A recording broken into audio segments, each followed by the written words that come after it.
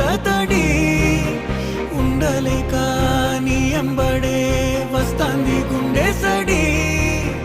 గురుదేవుడికా ఇంతటి శోకం వెలివేసినదా పాపపు లోకం మహారాజయ్యా మహారాజయ్యా